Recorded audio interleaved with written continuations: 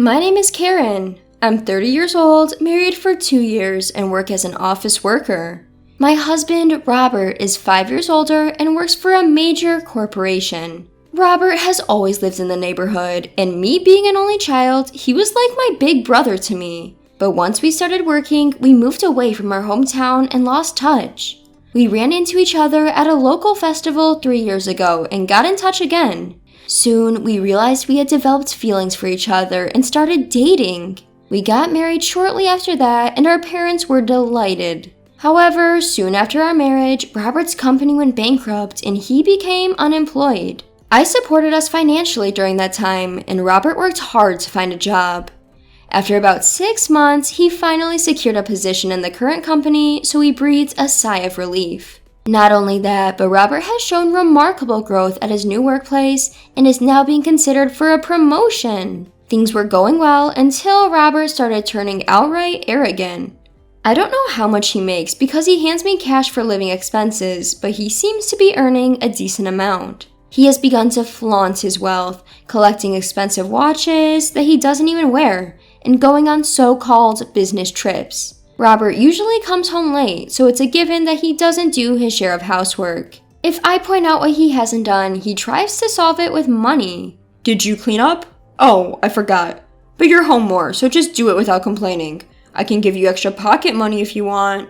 I don't like his attitude, and it often leads to fights. What do you mean pocket money? That's not the point. Then, Robert always leaves the house or locks himself in his room, making it impossible to have a conversation. I have no proof, but I suspect he's having an affair. Our standard of living has clearly gotten better. We've moved from an old apartment to a nice condominium. But despite these material comforts, I've only been feeling less happy.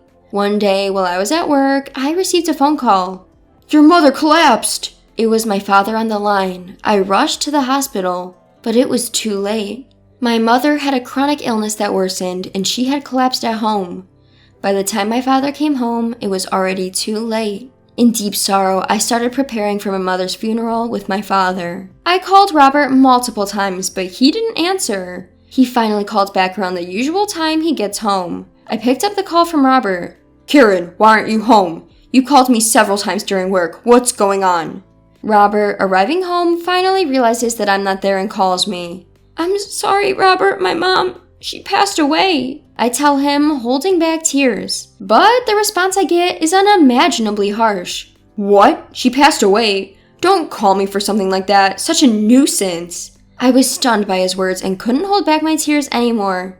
Is that all it is to you? My mother's death, is that all it is? I can't believe it. I have to prepare for the funeral, so I'm staying at my parents' house tonight. The wake is tomorrow and the funeral is the day after, so I'll be waiting here. I'm sad and frustrated. My emotions are all over the place, but somehow I managed to relay the necessary information. You're not coming back? What about my dinner? If you're not going to be home, just say so. Fine, I'll go out for drinks or something.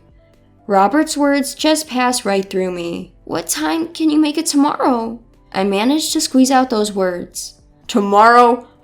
Tomorrow's gonna be tough. I have an important business meeting. The day after is not gonna work either. But that's a problem. You can take a leave of absence due to family loss, right? For as long as you can get here sometime after lunch tomorrow, it will be fine, so... It's unbelievable that he won't come to the funeral when his wife's mother has passed away. Despite my plea, Robert dismisses it with a single word. Busy. It got to my limit and I snapped at him. My mother just passed away. She took care of you since you were young. You should come and say your final goodbye. My mother was a stay-at-home mom, and she would often help Robert's parents, who both worked, by providing meals. We've known each other as families for a long time, and yet he doesn't even feel the need to come to the funeral? Maybe because I yelled, Robert said, Fine, I got it, I'll be there tomorrow, and hung up in an annoyed tone. The next day, many people gathered for the wake. Of course, Robert's parents were there too. Karen, isn't Robert here yet? His mother asks, and I realize that Robert hasn't arrived yet. I was busy with preparations and thought he had already arrived. The wake is about to start. When I call Robert, he surprisingly picks up right away. Robert, are you still at work? What time do you think you can get here? Then he grumbled in a foul mood. I'm still working. I can't go today. As he yelled. There's no point in talking to him anymore. I gave up for the day, told him the time of the funeral tomorrow, and hung up the phone. Robert's parents apologized profusely to my father and me, and had called Robert numerous times, but their calls never went through. I believed he would at least come to the funeral, but Robert did not show up the next day either. To make matters worse, when I called him, he said, "I earn a great hourly wage. I could go, but can you afford it?" I had had enough. I no longer care about him. It was all about money again. No matter how much money one has, or how good a life one leads, I can't stand to be with a person who has no morals. I decided to get a divorce. Amid all this, at the funeral, a woman approached me. "You're Karen, right? I'm a classmate of your mother, and we just had tea recently." She told me through her tears, and I inadvertently shed tears too. The woman continued to ask, "Where is your husband?" When I responded that he was busy with work and couldn't make it, the woman began to quietly rage. "He can't come because of work. That can't be true." I was confused because I didn't understand what she meant, but she noticed and explained to me. "I'm an executive at Robert's company. I heard there was a brilliant guy who had just joined, but when I hear the story, I realized it was your husband, Karen.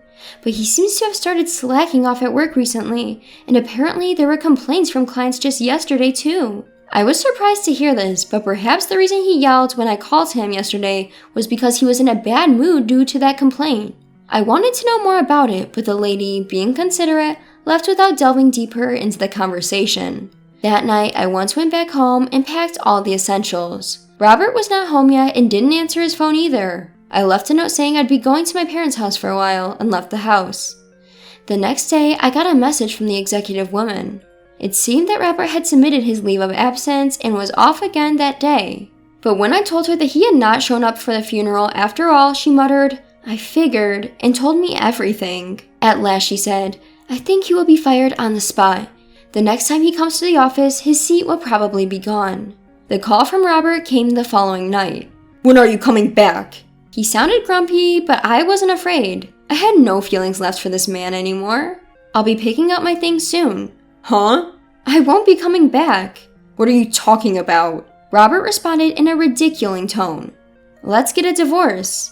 When I firmly said so, Robert laughed derisively. "Divorce? Why are we suddenly talking about that?" "I can't live with a man who doesn't even attend his wife's mother's funeral. That's beyond wrong." "Oh, right. Do whatever you want. You're the one who's going to struggle without me around, Karen." "I'll come by tomorrow, Saturday. I'll be picking up my things and bringing the divorce papers. Be home, okay?" I had everything prepared and was ready for anything. The next day, I headed home with the divorce papers. When I opened the door, Robert was sleeping on the couch. Empty beer cans were scattered on the table. Then I felt something was off. As I glanced towards the bathroom, a woman came out. "Huh?" When I inadvertently mumbled, the woman noticed me and gasped. At her voice, Robert jolted awake. What the hell are you doing here?" Robert stuttered, gaping at me. "I told you I'd be coming to pick up my stuff today, right? With the divorce papers?" The woman who came out of the bathroom stood still for a while, but seemingly understanding of the situation, she slipped out the front door. Well, I know who she is and where she's from. It doesn't matter that she's not here now. Then Robert, all flustered, began to make excuses like, "That's not what it looks like. She works under me, and she came over for some drinks last night." I didn't lend an ear to what he was saying.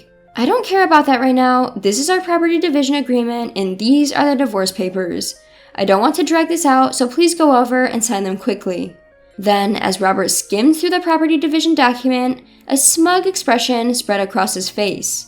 "Property division, huh? Well, I suppose there's no help for it. You're gonna need money to live on your own from now on. Fine, I'll give you this much." With that, he filled in the divorce papers and handed them to me. "We're strangers now, huh?" I was so disgusted by his smug face that I grabbed the divorce papers and walked out the front door. Later, I submitted the divorce papers to the city hall, and we were officially strangers to each other. Yet, a few days later, Robert visited my parents' home. "Karen, what the hell is this?"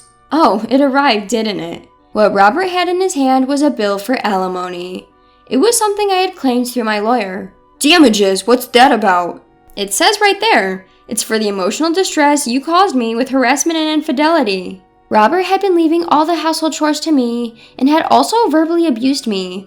Having fallen into a poor mental state, I had been using my phone's voice recorder to record my daily exchanges with Robert so I could process my situation later. I hadn't thought it would come in handy, but when I played it for my lawyer, he said it was straight up verbal abuse and I could file a lawsuit against it. And then there were the damages for infidelity.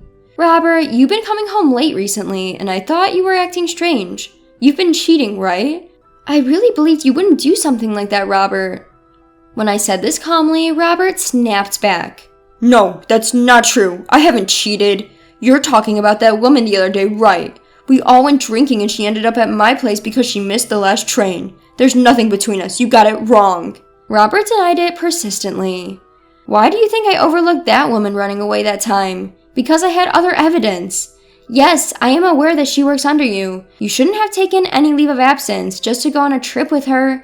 Did you really think you wouldn't get caught? And you've been fired from your job now, haven't you? I do know everything, you know. At that, Robert looked at me with wide eyes. I continued laughing. You always bragged about being on the fast track. I suppose you couldn't admit you'd been fired, could you? I heard you both got fired. Just because your mistress is in the finance department, you can't embezzle your company's money and not get caught. How do you? He probably had thought I wouldn't find out. Robert looked pale and was opening and closing his mouth. One of the people who attended my mother's funeral was an executive from your company. She said she was a classmate of my mother's. She was very angry that you didn't attend the funeral and thought she would give you a good talking to when you returned to the company. But then she realized you were on leave, so she contacted me. Your overnight trip at a tropical resort must have been a blast, huh?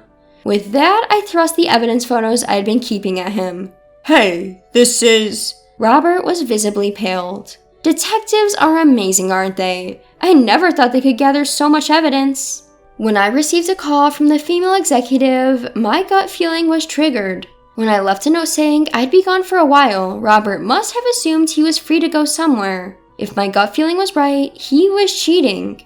When I consulted with the female executive, she referred me to a lawyer and a detective.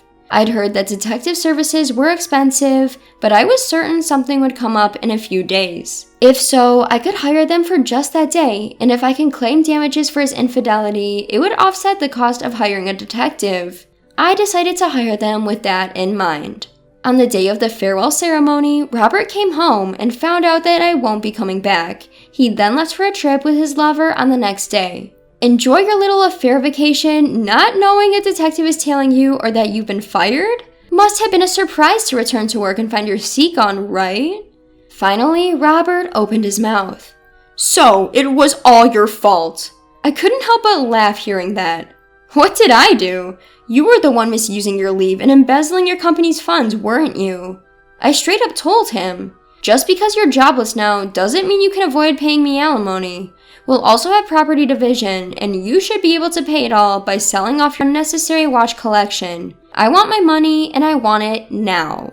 With that, I slammed the front door.